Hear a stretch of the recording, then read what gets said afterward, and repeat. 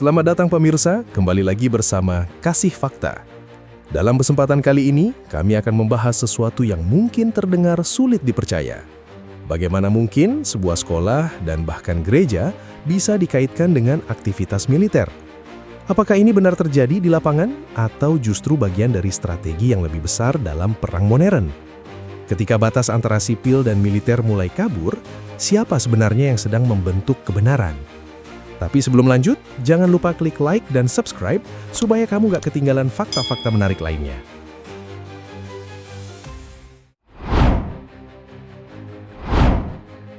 Bagaimana mungkin tempat yang seharusnya aman seperti sekolah dan tempat ibadah seperti gereja justru dikaitkan dengan aktivitas militer? Ini bukan rumor, ini pernyataan resmi militer Israel. Tapi pertanyaannya bukan lagi sekadar benar atau tidak.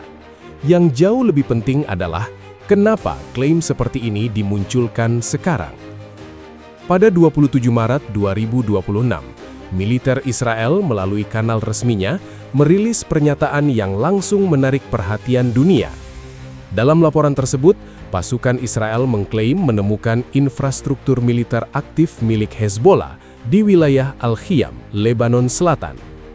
Yang membuat klaim ini berbeda bukan hanya karena lokasinya, tetapi karena titik temuannya berada sangat dekat dengan sebuah gereja.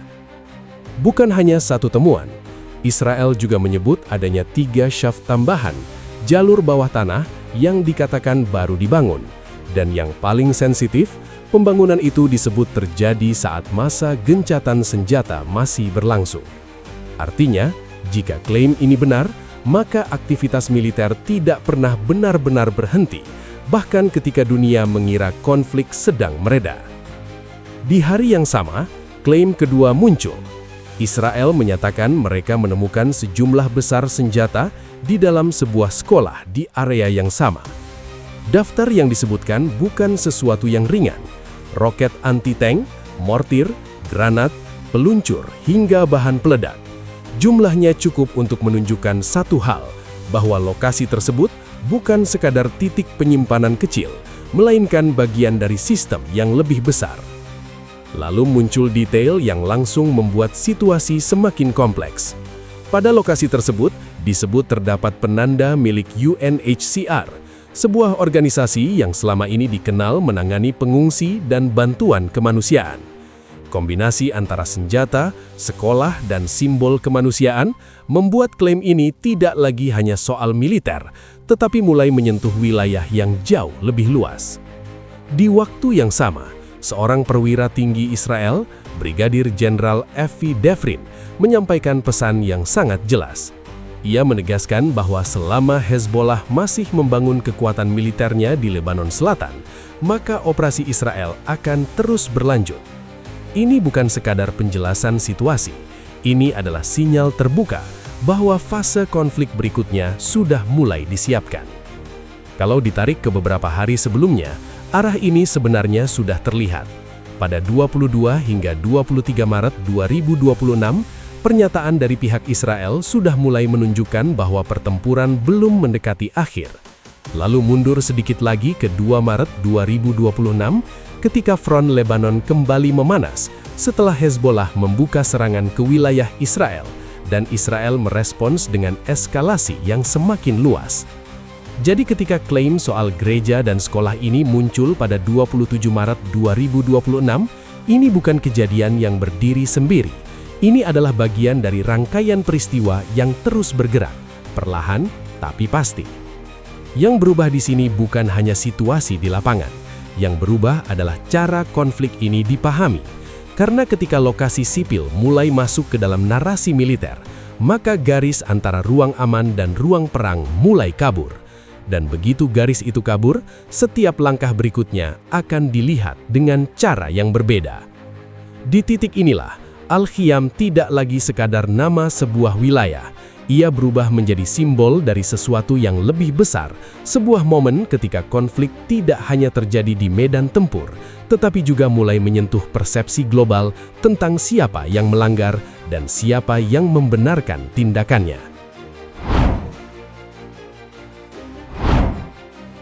Ketika sebuah sekolah dan gereja disebut dalam laporan militer, reaksi dunia hampir selalu sama, bukan hanya kaget, tapi juga langsung mempertanyakan batas yang selama ini dianggap tidak boleh dilanggar.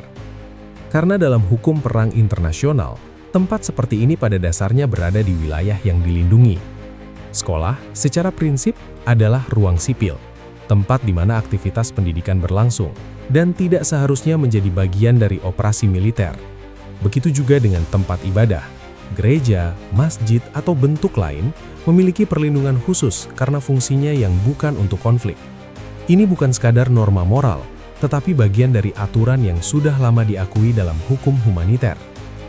Namun ada satu titik yang sering luput dipahami. Perlindungan itu bisa berubah jika sebuah lokasi benar-benar digunakan untuk kepentingan militer. Jika sebuah bangunan menyimpan senjata, menjadi pusat komando, atau memberikan keuntungan langsung dalam operasi, maka statusnya bisa bergeser menjadi target militer yang sah. Dan disinilah letak sensitifnya klaim yang muncul pada 27 Maret 2026. Karena jika yang disampaikan Israel benar, maka implikasinya sangat besar. Bukan hanya soal pelanggaran aturan, tetapi juga membuka ruang bagi pembenaran operasi lanjutan di wilayah yang sebelumnya dianggap tidak tersentuh. Setiap serangan setelah itu bisa dilihat bukan lagi sebagai tindakan agresif, tetapi sebagai respon terhadap penggunaan area sipil untuk aktivitas militer. Tapi situasinya tidak sesederhana itu, karena klaim tersebut muncul dalam konteks yang sangat spesifik. Sebelumnya, pada 27 November 2024, sebuah kesepakatan gencatan senjata telah disepakati untuk meredakan ketegangan di Lebanon Selatan. Dalam kesepakatan itu, Hezbollah harus mundur ke utara Sungai Litani, sementara tentara Lebanon ditempatkan di wilayah selatan untuk menjaga stabilitas.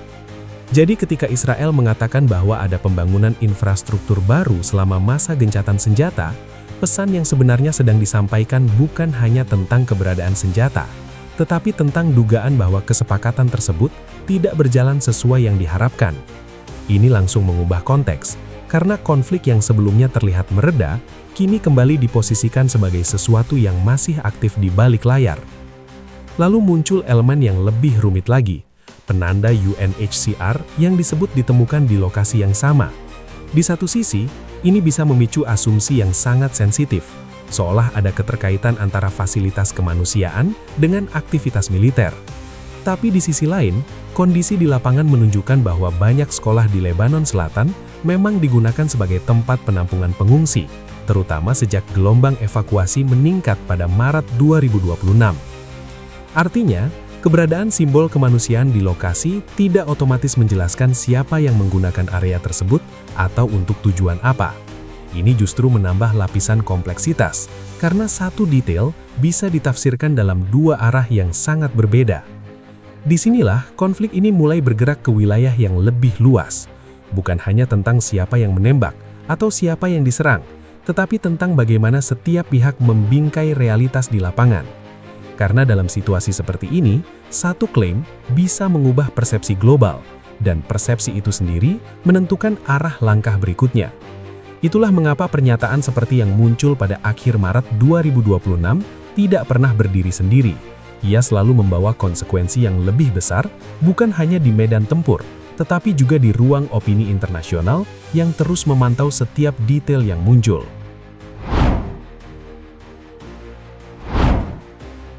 Ketika sebuah klaim militer muncul dengan detail yang sangat spesifik, pertanyaan berikutnya selalu sama. Seberapa jauh klaim itu bisa diverifikasi? Dan disinilah situasi pada akhir Maret 2026 menjadi semakin kompleks, karena akses terhadap fakta di lapangan justru semakin terbatas. Hingga memasuki awal April 2026, belum ada konfirmasi independen yang benar-benar kuat dari lembaga internasional mengenai dua lokasi yang disebut dalam laporan Israel pada 27 Maret 2026. Bukan berarti klaim itu salah, tapi juga belum cukup untuk disebut sebagai fakta final. Kondisi ini terjadi bukan tanpa alasan, karena di wilayah konflik aktif seperti Lebanon Selatan, pergerakan pihak luar sangat dibatasi oleh situasi keamanan yang terus berubah. Pada 31 Maret 2026, Laporan dari pihak penjaga perdamaian menunjukkan bahwa intensitas konflik membuat patroli rutin tidak bisa berjalan seperti sebelumnya. Ini berarti banyak area yang sebelumnya bisa diawasi secara langsung, kini menjadi jauh lebih sulit dijangkau. Dalam kondisi seperti ini, ruang untuk verifikasi independen menjadi sangat sempit. Di saat yang sama, tidak ada bantahan spesifik yang benar-benar terverifikasi luas dari pihak Hezbollah terkait titik yang disebutkan. Ini membuat situasi berada di tengah dua kemungkinan yang sama kuat. Satu sisi, klaim tersebut bisa mencerminkan realitas yang memang terjadi di lapangan. Sisi lain, klaim itu juga bisa menjadi bagian dari strategi yang lebih besar untuk membentuk narasi global. Dan untuk memahami kenapa narasi ini penting, kita perlu melihat apa yang terjadi secara paralel. Pada 26 Maret 2026, mulai muncul pembahasan mengenai kemungkinan pembentukan zona penyangga di Lebanon Selatan. Kemudian pada 29 Maret 2026, arah operasi militer diperluas untuk menekan serangan roket dari Hezbollah. Lalu pada 31 Maret 2026, muncul pernyataan tentang rencana menciptakan zona keamanan yang lebih dalam hingga mendekati Sungai Litani. Rangkaian ini menunjukkan satu pola, bahwa operasi di Lebanon tidak hanya bersifat reaktif, tetapi juga bergerak menuju tujuan yang lebih strategis. Dalam konteks seperti ini, klaim tentang penggunaan sekolah dan gereja untuk aktivitas militer memiliki nilai yang sangat besar, karena ia dapat menjadi dasar untuk menjelaskan bahkan membenarkan langkah-langkah yang diambil setelahnya. Namun justru karena nilai strategisnya tinggi, klaim seperti ini harus dilihat dengan standar yang lebih ketat, bukan untuk menolak, tetapi untuk memastikan bahwa setiap detail benar-benar sesuai dengan kondisi nyata. Karena dalam konflik modern, informasi bukan hanya pelengkap, ia adalah bagian dari medan tempur itu sendiri. Apa yang terjadi di Al-Qiyam menunjukkan satu hal yang sering tidak terlihat secara langsung, bahwa konflik tidak hanya berlangsung dengan senjata, tetapi juga dengan narasi. Setiap pernyataan, setiap gambar, setiap laporan, semuanya berperan dalam membentuk cara dunia memahami situasi. Dan ketika dua kemungkinan itu berjalan bersamaan, fakta lapangan dan strategi informasi, maka batas di antara keduanya menjadi semakin tipis. Di titik inilah, konflik tidak lagi hanya tentang siapa yang menguasai wilayah, tetapi juga tentang siapa yang lebih dulu menguasai cara dunia melihat konflik tersebut. Konflik di Lebanon Selatan menunjukkan bahwa perang modern tidak lagi hanya ditentukan oleh apa yang terjadi di medan tempur, tetapi juga oleh bagaimana setiap kejadian dipahami oleh dunia. Satu klaim bisa mengubah persepsi, dan satu persepsi bisa mengubah arah konflik. Di tengah keterbatasan verifikasi, yang tersisa adalah bagaimana setiap informasi dipilah dengan hati-hati tanpa terburu-buru mengambil kesimpulan. Demikian rangkaian fakta yang berhasil kami singkap hari ini. Jangan lupa subscribe ke channel Kasih Fakta dan aktifkan lonceng notifikasi agar tidak ketinggalan fakta menarik lainnya.